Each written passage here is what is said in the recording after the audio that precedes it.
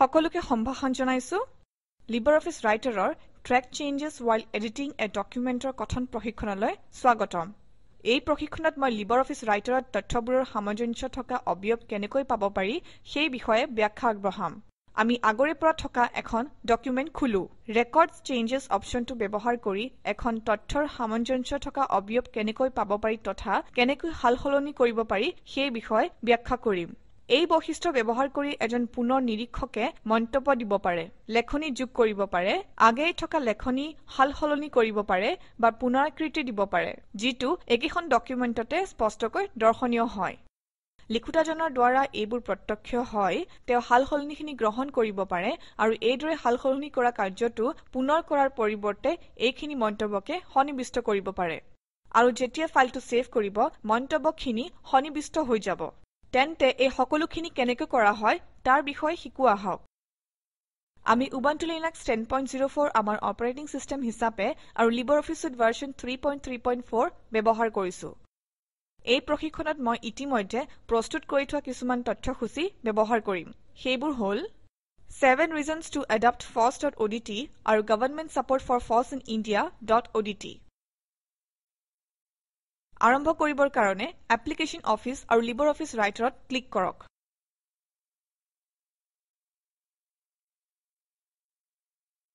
Seven Reasons to Adopt FOSS.odt ফাইলটো খোলক।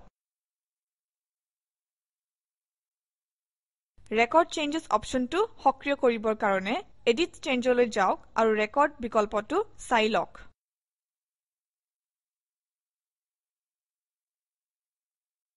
Show অপশ্যনটো চাই লওক। ই পাছত যিকোনো সম্পাদনা স্পষ্টকৈ লিখি ৰখাটো সক্ৰিয় কৰি তুলিব। ডকুমেণ্টখনত দ্বিতীয় পইণ্ট এটা আনো আহক।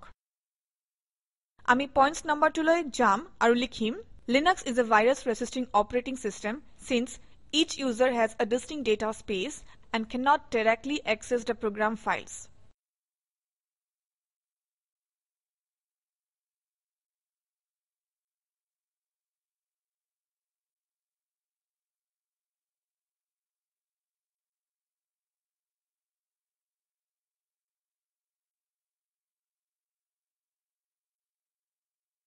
Enter টিপি দিয়ক, যাতে বৰ্তমানৰ দ্বিতীয় পইণ্টটো তৃতীয় পইণ্ট হয়। লক্ষ্য কৰক যে লেখাখিনি এটা নতুন ৰঙত দেখা গৈছে। এই লেখাখিনিত মাউছ কাৰ্চৰডাল ঘূৰাই ফুৰাওক তাৰিখ আৰু সময় অন্তৰ্ভুক্তিৰে। এই বাৰ্তাটো দেখিবলৈ পাব Inserted Sri Ranjani। এইটোৱে ডকুমেণ্টখনত মন্তব্য দিয়া ব্যক্তিজন চিনাক্ত হ'ব। কম্পিউটাৰত LibreOffice ইনষ্টল কৰোঁতে ব্যৱহাৰকাৰী হিচাপে যাৰ নাম দিয়া হৈছিল তাৰ ওপৰত নিৰ্ভৰ কৰি নামটো ওলাব। প্ৰথম শাৰীত থকা এভেইলেবল বানানটো শুদ্ধ কৰক। আপুনি শুদ্ধ হোৱাটো লক্ষ্য কৰিব। প্ৰথম পইণ্টটো ডিলিট কৰক। It can be installed on all computers without restriction or needing to pay license fees to endorse.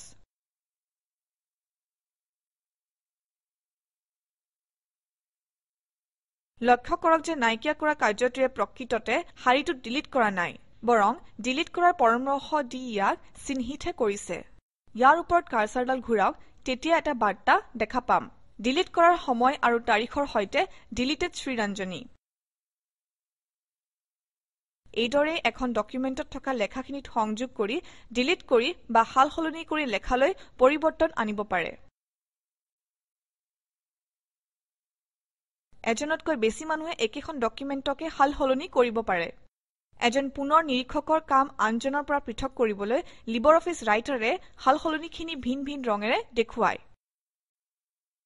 সালসলনি কৰা লেখাখিনিত মাউছ কাৰ্চৰডাল ঘূৰালে পুনৰ নিৰীক্ষকজনৰ নামটো দেখুৱাব। মোৰ সহকৰ্মী গুৰুৱে সালসলনি কৰি থোৱা এখন ডকুমেণ্ট খুলি মই এয়া স্পষ্টকৈ দেখুৱাই দিম। Government Support for FOSS in India.odt ফাইলটো খোলো। এই লেখাটোত আমি বহুতো সংযুক্তি আৰু নাইকিয়া কৰি থোৱা দেখা পাইছো। লেখাখিনিৰ ওপৰত মাউছ কাৰ্চৰডাল ঘূৰালে এটা বাৰ্তা পাম যে সংযুক্তি আৰু নাইকিয়াকৰণ গুৰুৰ দ্বাৰা কৰা হৈছে। তলত এটা পইণ্ট সংযুক্ত কৰক CDEC, NIC, NRC FOSS institutions of Government of India which develop and promote FOSS.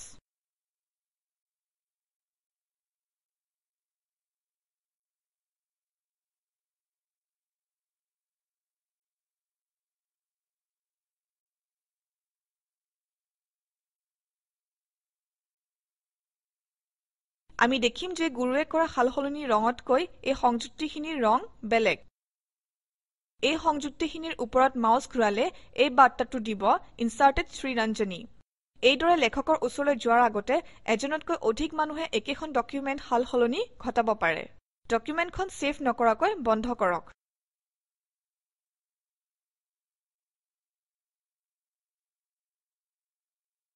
আমি এতিয়া পুনৰ নিৰীক্ষকজনে কৰা সালসলনিখিনি লেখকে কেনেকৈ গ্ৰহণ কৰে সেয়া দেখুৱাম। Government supports for force in India নামৰ একেখন ডকুমেণ্টতে ধৰি লওঁ মই লেখকজন। মই গুৰুৱে কৰা সালসলনিখিনি গ্ৰহণ কৰিম বা নকৰিম।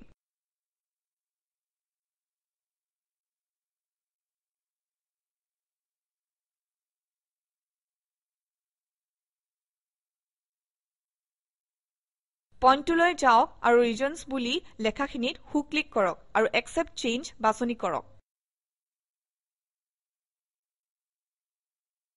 আপুনি পুনৰ নিৰীক্ষকজনে বিচৰা পৰিৱৰ্তনখিনি স্বাভাৱিক হৈ যোৱা দেখিব। নিডছ বুলি সংযুক্ত কৰাখিনিত সো ক্লিক কৰক আৰু একচেপ্ট চেঞ্জ বাছনি কৰক। আপুনি দেখিব যে পুনৰ নিৰীক্ষকজনে বিচৰা পৰিৱৰ্তনখিনি স্বাভাৱিক হৈ পৰিছে। এইদৰে পুনৰ নিৰীক্ষকে কৰা সালসলনি বা পৰামৰ্শ লেখকৰ দ্বাৰা গ্ৰহণ কৰিব পৰা যায়। পইণ্ট 1লৈ যাওক আৰু পুনৰ নিৰীক্ষকে নাইকিয়া কৰিব খোজা লেখা "The Open Office Document Standard has been notified under this policy"ত সো ক্লিক কৰক আৰু ৰিজেক্ট চেঞ্জ বাছনি কৰক। এইটোৱে পুনৰ নিৰীক্ষকজনে নাইকিয়া কৰিব বিচৰা সালসলনি লেখকৰ দ্বাৰা অস্বীকাৰ কৰাব। পইণ্ট 5লৈ যাওক আৰু গভৰ্নমেণ্ট স্কুলছ ইন আদাৰ states and in Odisha, Karnataka and Tamil Nadu learn লিনাক্সত সো ক্লিক কৰক আৰু ৰিজেক্ট চেঞ্জ বাছনি কৰক।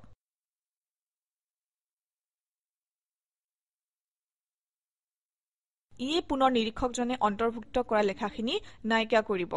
এইদৰে প্ৰতিটো অন্তৰ্ভুক্তি আৰু বৰ্জন লেখকজনৰ দ্বাৰা গ্ৰহণ বা অস্বীকাৰ হ'ব পাৰে। শেষত গ্ৰহণ কৰা আৰু অস্বীকাৰ কৰাৰ পিছত এডিট চেঞ্জেছ আৰু ৰেকৰ্ড আৰু শ্ব বিকল্পকেইটা আনচেক কৰক।